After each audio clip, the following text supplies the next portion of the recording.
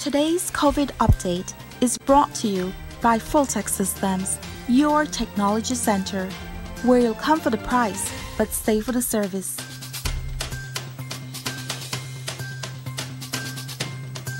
And we are back, and we're jumping right into our first conversation. And if you were here before the break, you knew that we are starting our first conversation about the reopening of schools.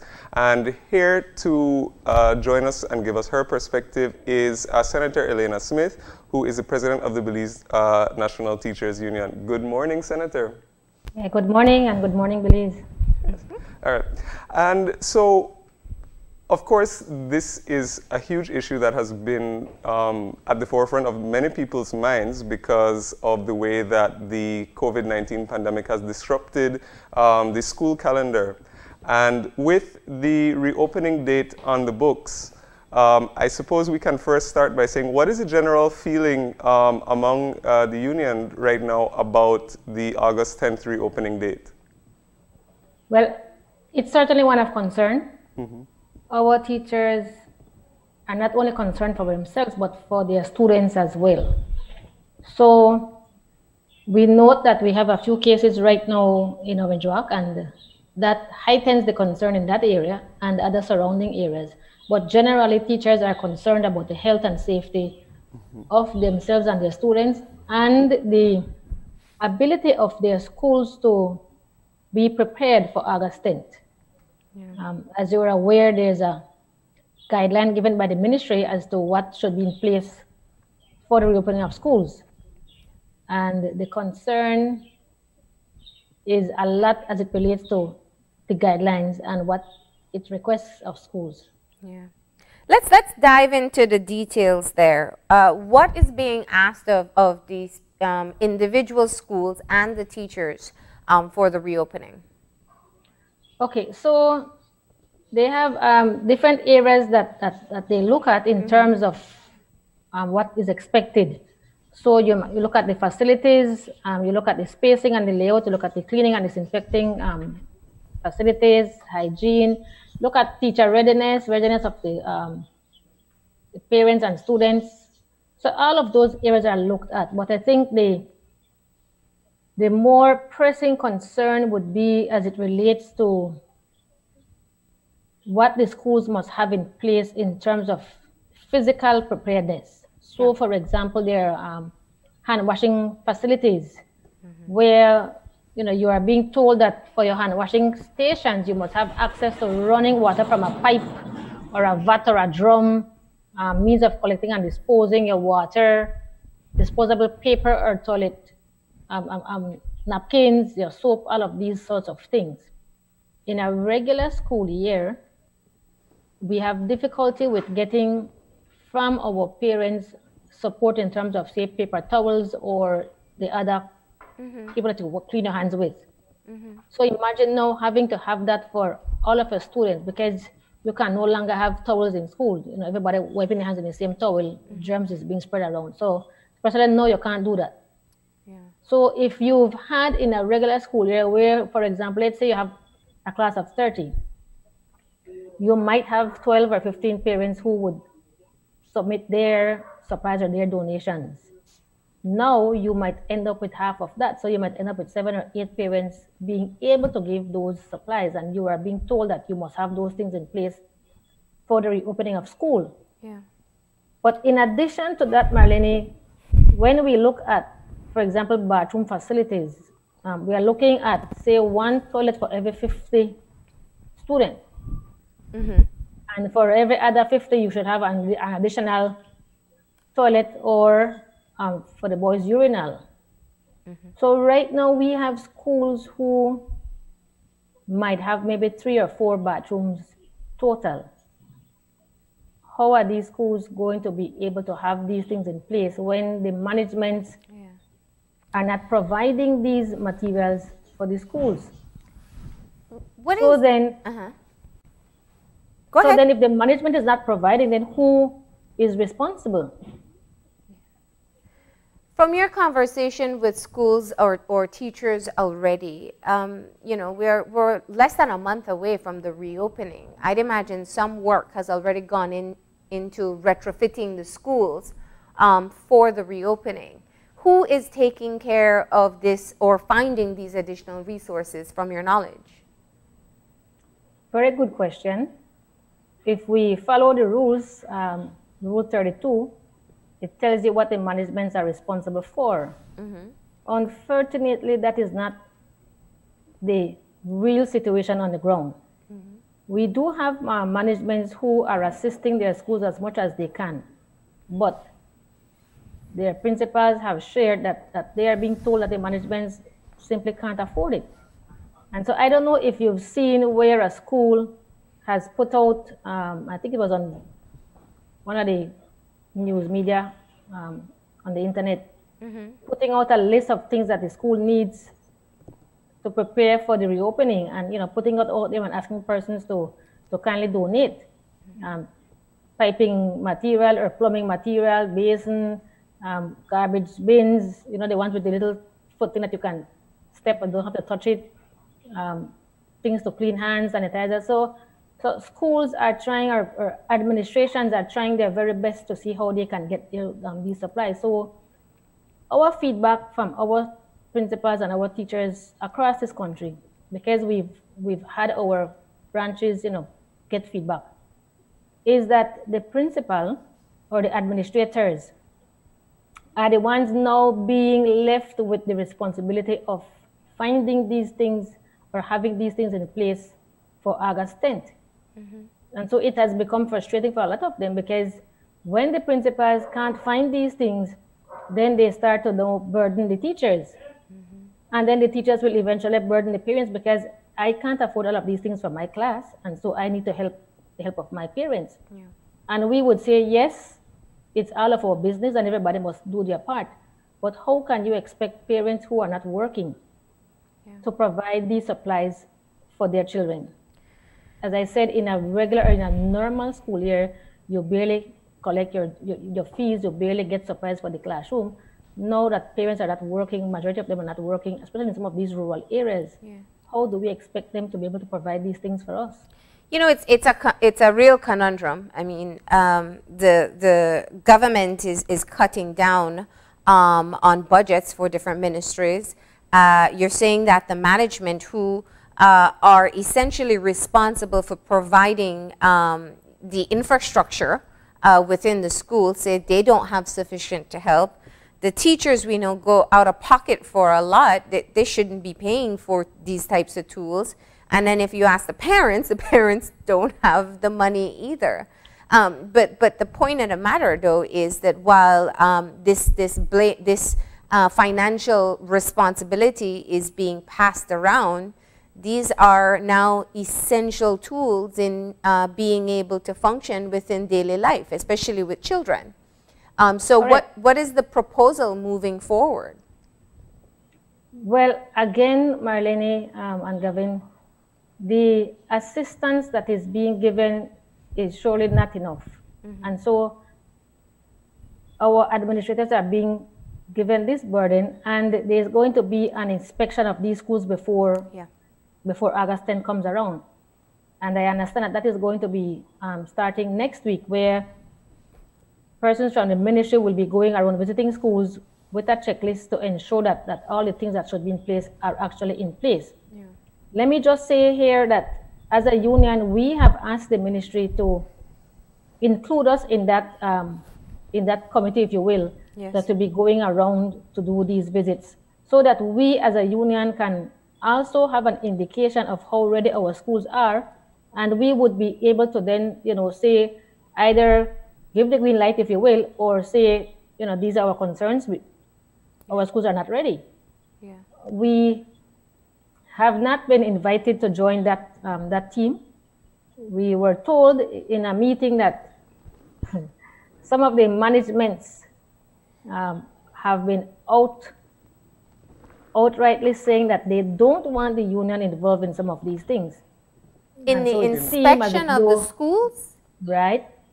And so it seemed as if though, that position might be taken. So to date, we have not been sent anything to say these are the dates that we are going out and these are where we are going to be going, and so you can accompany us, even though we've requested. So wait, let me just understand. Is there any other scenario where the Ministry of Education and the union do inspections jointly? No. Okay, this would be a first type of scenario. And the reason for the request is simply because of the situation that we are currently in. Yeah. And so we want to ensure that our teachers and our students are going back into safe areas. Yes. Because our parents expect a lot of us. And so when those students come to school, they are in our care. Yeah. We are responsible for them every day, when they are with us. And so we didn't see any reason why that should be an issue, because if it is that you have management, for example, or even the school administration along with ministry, and you have union accompanying you to say that, listen, we went around and this is what we saw and everything is in order, we are good to go, that would be a plus for you. Yeah. Yeah. Well, I think you have a valid point here in looking at, when we talk about school reopening, I know the main focus is looking at the parents' concerns for children. But we have thousands of adult teachers that would be going back into a classroom, and without any argument, they are essentially the most at risk in terms of severe symptoms of COVID-19. So if the children get it, if they bring it into the classroom, yes, other children may be affected, but more and more the data shows that the most vulnerable in a school setting is the teacher, the adults present on campus. So Sorry, Marlene. No, go ahead. We have a lot of teachers who have some of those conditions, that we hear about, that, you are more prone if you have certain conditions. Yeah. So a lot of our teachers are diabetics, they're asthmatics, they have health issues. Some of them, even the cleaning things that they will be using affect them in terms of those who are asthmatic. So our teachers are quite vulnerable. Not to say that our children can't have it, because we have seen where children can have it and they might be symptomatic, but still you would know that easily, and that is how things spread. So if our teachers were to get one or two, however the number of them would get COVID-19, God forbid they don't, what will happen? Does it mean that the school will have to close down? All of those children will stay home. Where do we get a replacement teacher to go and hold over that class for that teacher? So all of these things are concerns that we do have, and we have not heard them addressed. How do we deal with those types of situations where you have a school of 2-3 teachers who are down? Yeah. And then a lot of our schools barely have enough space for the students that they have. Yeah. And now you must have a space to put students or teachers who show signs of being ill. So if I barely have classroom space, where will I find an additional space, additional room to put a child when a child comes with a cold or a cough or a fever, or a teacher? Where will I put them? Well, that was actually going to be my question, Senator, because from what you're saying to me, and it's quite surprising as well, is because earlier, I think when we had just started the conversation and then I had asked about the general feeling, you said that there's concern. And one would naturally assume that the concern is what's going to happen if somebody does get it in the school, whether student or teacher. And it sounds to me like you're saying that there does not seem to be generalized or something issued that outlines the protocols that are supposed to be taken, because these are extremely important questions that need to be answered, not only because we've seen how the pandemic has disrupted the school year already. There's health concerns, of course, which is the foremost one, but there's also logistic concerns as well as to what the school is going to do. If a teacher, for example, is a suspected case or a case and they're required to self-isolate, will they get paid for the weeks that they're off? All of these things like that. So I just want to say, all of that to say, are there, in your view, there's nothing sufficient that outlines what is supposed to happen if there are cases suspected or confirmed?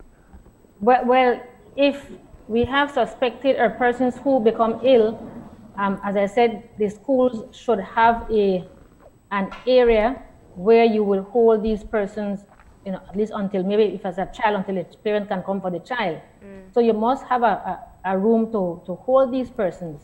But what I'm saying is that some schools don't have that space. Yes. And so if you don't have that space, then what do you do? Now, in terms of a teacher who becomes ill or who shows sign of, you have a cold, you have a fever, better safe than sorry, so you need to go home. Then we are assuming, because as we don't have these things in black and white, we are assuming that if that happens to a teacher, the teacher would then have to go home and you will be put on maybe a few days by the doctor just to be sure that you are okay, that teacher would be paid, because it's not that you are just taking time off, you are ill, to a certain extent you are ill, and so you have been told by the health authorities that you must stay away from these students or these other teachers so that you don't infect them in the event that is what you have. Yeah. But again, to another bigger concern though, is the fact that we have a lot of schools that are in these border areas. And we know that we have a lot of students who come across the border to come to school in Belize. Yeah. Now, people keep saying, oh, but the borders are closed. Of course we know the borders are closed, but that is not the only way how people get in. Look at what situation we are in right now in Orange Walk, and the reason behind that, and how many persons have we caught, jumping the borders, crossing the borders at illegal entry points.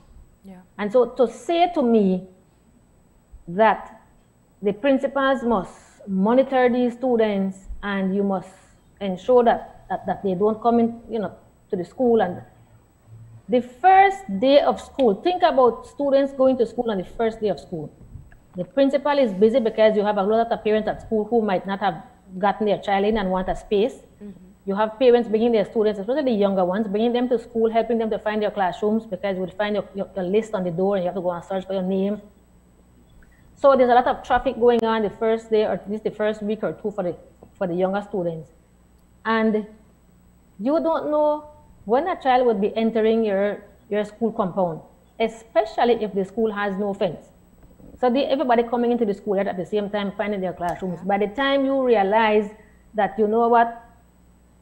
this child is in my class and this child I know comes from across the border, that child would have interacted with other students already, would have been in the school compound, maybe playing with other children, talking to friends in the classroom. There could be a situation growing right there. So to tell me that I must monitor is not realistic, especially for the first week of school, even the first day of school. So how do we deal with those issues? As I said, by the time you find that child or you realize that that child is there, it might be too late.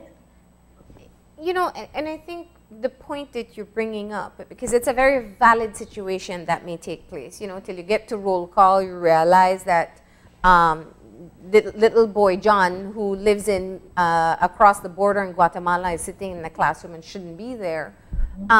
It would essentially be too late. They would have had contact with other people, and if they do have COVID-19, would have passed it on. But how much of what you've seen so far in the guidelines is expanding the responsibilities of the teachers? Because that's I'm trying to play out the scenario in my head. So you have your normal responsibilities, which is already a lot. But then you also have to make sure the children are washing their hands properly, are keeping their distance. If they're older than 6, that they're wearing their masks. Trying to break children from what is their natural way of interacting with each other. So is it unrealistic that we put all of these responsibilities on teachers? And if it is, Senator, what are some of the alternatives that the union will be proposing in order for school to resume at some point?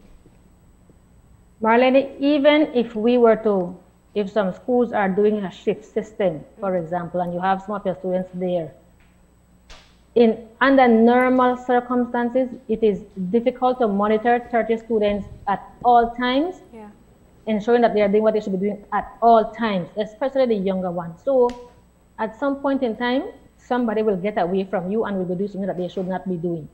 Now imagine you have all of these students here and everybody come with their masks and And you know, young children are inquisitive. So I want to see your mask, and I like your one better than my one, and that one look pretty, and what's that one have a dog on it, and so all of these things will happen. Yeah. And the teacher is expected to monitor and to take control of all of these things. Plus, as you said, wash hands and every other thing else. We will get to a point where our teachers will be burnt out quicker than normal. And remember now, we are beginning the school year almost a month before normal school year. Yeah. So a teacher would be teaching instead of 10 months, now 11 months, if we remain in school for the entire school year. So all of these things will be taking a toll on these teachers. Yeah. How do you have to monitor them during break time now, during lunchtime, you know. So the work just becomes a little bit more because you have to be doing this now constantly and more often than you would normally do during a regular school year. So it will probably end up where we will have to have our administrators being more involved in monitoring and assisting our teachers. You know, maybe there has to be a point where the ministry can say, listen, we will allow a parent per class or you know, to come in and help the teacher to monitor. Some sort of assistance has to be given to some of, especially these larger schools. Yes. We don't have assistant teachers as you would see in the United States, yet we like to copy everything from them. This might be a time when we might need some assistant persons in the classroom helping us to monitor these situations properly. Because again, if we are not able to monitor properly, then we will end up at a place where we are trying to get to. And I also wanted to ask a bit about, from the teachers or the schools end, we know that a lot has had to change in terms of how classes are conducted and because of the safety concerns. But I'm wondering as well if there has also been an adjustment perhaps to the curriculum, or at least the way it is taught, to make adjustments for you know, some of these new measures that have to take place. Because some might say that, well, we've gone through this unprecedented situation. We can't go back to doing things like normal. So because our old curriculum was designed for this method of teaching and this with written exams and everything done by a certain calendar year, has there been any change on that end? Well, in the document that the ministry sent out, there is a change to, or there are some changes to the curriculum where schools would be focusing now on more the essential subject areas, the math and the language and the science and those sorts of things. And then some of the other areas, maybe your PE, your art, any other area that can be integrated would be integrated in these other subject areas. So for example, a lot of times in your language art lesson, you can integrate your science or studies. You know, every other area can go in that, your art, your PE. Yeah. So there's going to be a lot of integration, and so you will be focusing on the main subject areas, especially at the lower division. You're going to be doing that, and then the high schools, the same thing. They have listed a list of subject areas: IT, math, language, I think Spanish, that schools would be expected to focus on during this time. So you can't have your 8, 9 subjects that you would normally have. Yeah, on a full day schedule. Yeah, correct. So there has been some leeway given in that area, you know, where management and schools would be able to look at what is best for them, and then, you know, make the changes based on their situation, but following the guidelines as much as possible. Yeah. So let me ask you put forward the suggestion of maybe getting a parent or some sort of volunteer coming in, or a teaching aide, to kind of manage the health and safety protocols that will be necessary. I think that's a fair suggestion to be made, so that teachers can focus on what their responsibilities are. You know, the biggest issue we face in Belize, which makes this a really tough situation for us, is that access to online learning is not widespread. There are some schools that are able to do it, so they can shift very easily from in-classroom to online. Clearly, I think we can all agree that children are better learning with other children in as close in a classroom setting as possible. What are some of the ways that, you know, when you and your executive from the unions sit and think through the situation, are some practical ways that there can be a resumption of school under the safest possible terms that will not be as disruptive for teachers or parents or children? What suggestions are you putting forward? Okay, I think the discussion as it relates to maybe having a shift system would be one in which we are able to have lesser students at a time, yeah, and maybe able to monitor a bit better what happens during the school day. Yeah. But again, every situation, Marlene, comes with its pros and its cons. Absolutely. Because when we look at a shift system, in a while you will be having less students in your class, the teacher would be doing a little bit more. And so I spoke about, you know, being burnt out earlier. That is a possibility that, you know, because I'm doing 2 shifts every day, and I might be going longer every day now than as per normal, because if I'm doing 2 shifts and my shifts must be equal time, then it means that I would be going a little bit longer. So if I go from 8 to 12, then I have to, you know, maybe go from 1 to 4 in the afternoon. So I'll have a little bit longer shift. So the shift system is definitely a way of assisting with some of these situations. But I think we have to also start looking at doing some of the blended versions. So for those parents or so who have access to internet, to computer, it will be easier for them, yes. But we can't only now look at face-to-face in this time that we are going through right now. We have to look at how we can incorporate, you know, online learning, and how we can continue to do some online learning. Yeah. Because if we are to have a second wave, or when we have a second wave, we will end up right back where we started, and we'll be going back to the online classes. So we have to start getting our students into that phase of online learning. Yes, for the younger ones, it might be a little bit more difficult because you have to have parental supervision. But at the end of the day, we have to look at what's best for our students. And I think, can I just add there, because that's one of the questions that I've had. You know, we get to hear from the ministry, we get to hear from the unions, but we don't really have parents' representatives. And one of the things that I know in just talking to parents that I know is the concern of, well, you know, they understand the shift schedule, they understand all the safety protocols, but when you think of now, because I know in some schools you're not going to be allowed to keep the child at school the entire day. They can't be running around while the other session is in class. So now, you know, you're going to hope that your employer is going to be lenient in giving you an extended lunch for you to pick up, get your child ready, take them to school, or the reverse if they're the morning schedule. What type of conversation needs to take place with whether it is the private sector for employers or the labor department to kind of communicate that there is going to be a need for some flexibility during this time as well? And that's a very valid point, Marlene, because as you said, if we are doing the shift system, then that is going to create some sort of issue. So let's say I have 3 children at home, and I have maybe one in the upper division and one in the lower division. They might both be going to school at different times.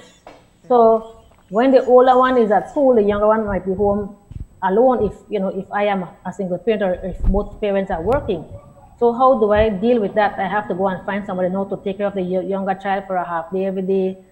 I have to go and get somebody to pick up that child for me, or get time off from work. So there has to be discussions across ministries, especially as you said, the Ministry of Labor, and with the business community, so that our parents are able to deal with their students, deal with their children outside of the normal time that they would be doing that. Yeah. It's not going to be easy, but there has to be some sort of understanding where, listen, this is the situation, this is what we have to do, and so, you know, we would need some extra time. So it might mean that, you know, you have to take a different lunch break. you have to leave a little later to accommodate for the longer lunch break. These kind of things are things that we hope that our employers would understand when our parents need the time for them to return to school. It's not going to be easy, but it's something that we have to work together because all of us are in this together. And when you look at the guidelines, one of the things that was mentioned in the guideline, Marlene, is the fact that there's a section that speaks to teachers and students cannot leave the school compound to go home for lunch, that they must remain there.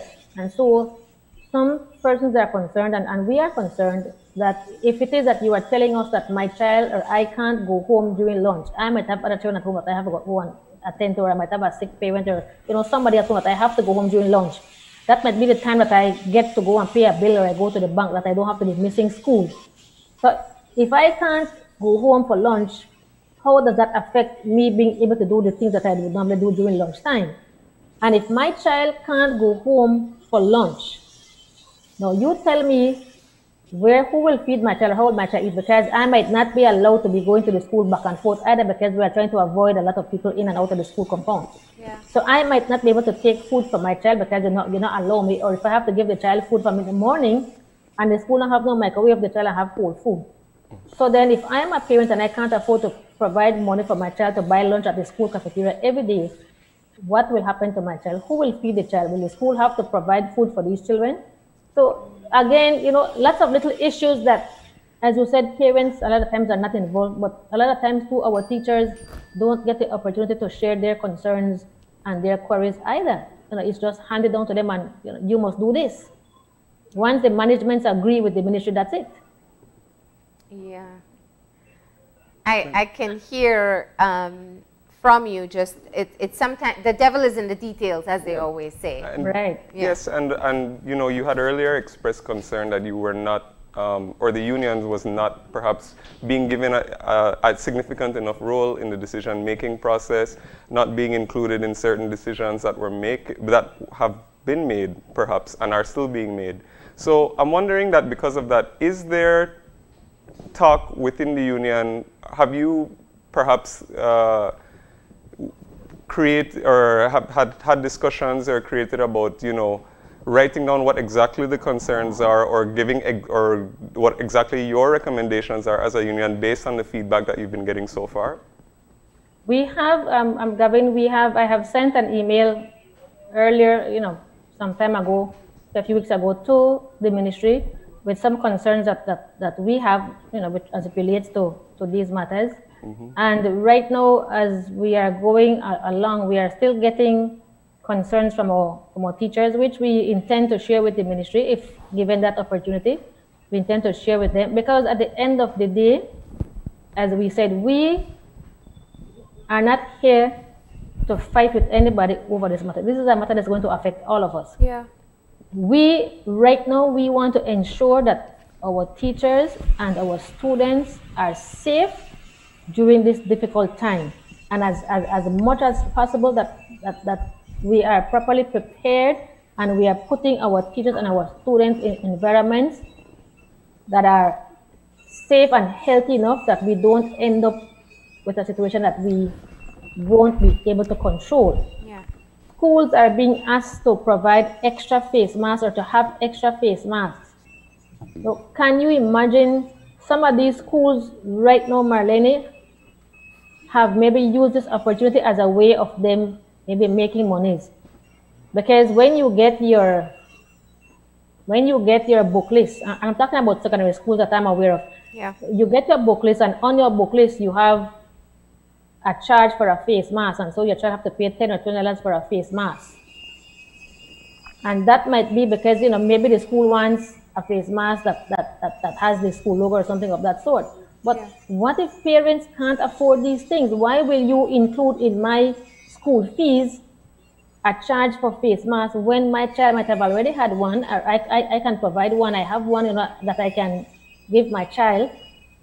Why must that be an extra expense for me, a parent, to go and buy the face mask that you want my child to wear, as opposed to my child, or me as a parent, being able to provide for my child what I believe is appropriate for my child to wear? So that is one issue. But the other issue is that these schools must have extra face masks for for the students because they must have one at all times. Now imagine, Marlene, these 5-year-old students at school running around and playing. Well, not 5, because they don't have to wear it at 5. Well, yeah. And the little older ones. Yes, yes. Even those in standard 1 or 2, you know, yeah. They're still playful. So imagine these children are out there playing, and some of these boys, they play very rough. Every time they go for break, the mask ends up on the ground. It is sunny, it is dusty. You can't use it again. You have to get home and wash it. So schools must have extra masks for when these things happen and the child needs one. Yeah. Imagine some of these schools are barely able to buy your chalk and your Bristol board and your broom for your classes. Now you have to go buy sanitizers and disinfectants and Clorox and I don't know all what, along with face masks and all your bathroom stuff and all your hand washing sort of things. Yeah.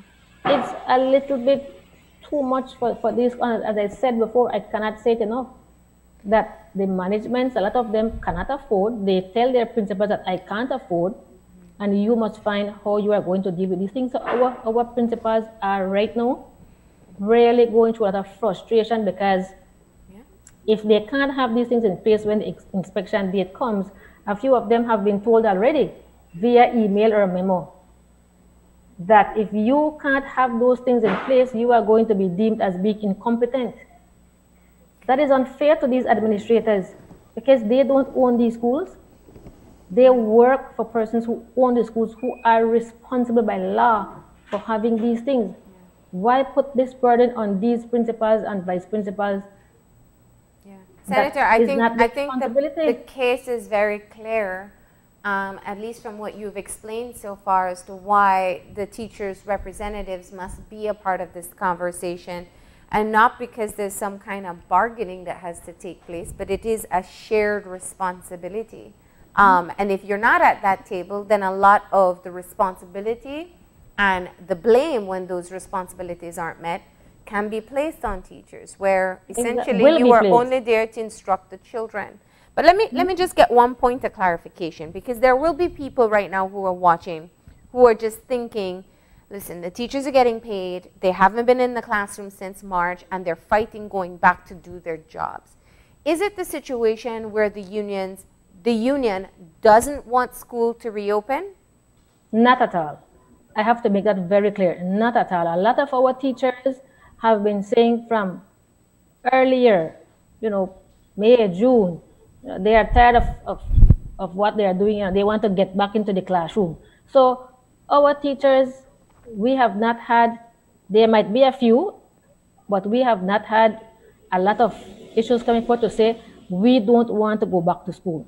The concern has always been, we want to go back in a safe environment. The concern also includes the reopening of the airport right after school reopens, because teachers are saying, listen, why not open the airport, or why not open school after that?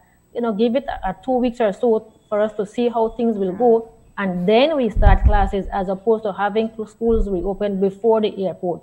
So it has always been a matter of safety and the ability of these schools to be able to meet the requirements that the ministry has put out for the schools to be able to reopen. It has never been, and I can't say it enough, it has never been, it is not that our teachers don't want to go back to school. They are waiting patiently to welcome their children back into the classroom. Yeah. So I want to make that very, very clear. And as you say that, one of the questions that of course comes to my mind is that since you spoke of the airport reopening, of course everybody's main concern where that is concerned is if the airport opens, we get several imported cases, and perhaps there might be another case of community spread, and everybody's major concern might be, what if Belize or certain areas have to go back into a lockdown, and perhaps schools were not going to be able to function as even we thought that they would. Is there a contingency plan for what is going to happen to schools if Belize goes through another lockdown? Well, I would suppose, because again, I can only speak for what I have seen or what I know. Yeah. I can only assume that should that happen and when that happens, because again, it's not just about the concern regarding the airport, Gavin. It's also the concern that I mentioned earlier about those persons, coming across from the borders illegally, Yeah. and coming in, because once you hear school opens, they will come. Yeah. So, it's we think that the plan is going to be that if we have to shut down again, or when we have to shut down again, that we are going to be going back to, sending home work for our children or doing online teaching. And that is another concern that some parents have been putting out there. Yeah. Is that, listen, here we are having to pay, school fees and having to prepare ourselves for the opening of schools, but we don't know, school might open for a week or two or a month the most, and we have to shut down again. And we would have spent all of these monies on books, on uniform, on school bag, on shoes for school, when we could have used that money to maybe go and put in internet so that our children are able to have internet access when we have to go and do online classes. So even some parents are concerned, about how this is going to work and what it is what is best for them, knowing the financial situation that many of our people are in right now. Yeah. So again, we are assuming that is what will happen. Yeah. So let me just be clear before we round this off. So the inspection at this time, the unions have requested to participate, which is to go around along with the Ministry of Education to see the school's level of preparedness. And I've seen the list. It's even looking at if there's adequate supply, looking at sources of water, secondary sources of water are available, that the stations are arranged, ventilation in the classroom, quarantine areas, a lot of infrastructural Correct. Physical issues. barriers, for offices and that kind of thing. Which, I mean, if you look at it as an outsider from the health perspective, makes sense. I think your main issue is who is responsible for this? Who's responsible for infrastructure of the school?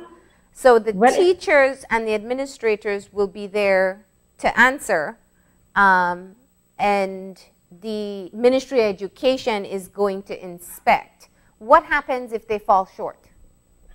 Well, it is not necessarily who is responsible, because we know who is responsible. Yeah. It is the fact that the schools are being now placed with the burden of having that responsibility, the principals and the teachers and the vice principals, when that is not their responsibility. So that is the concern. But it speaks to the fact that if schools are not ready, then they can't reopen.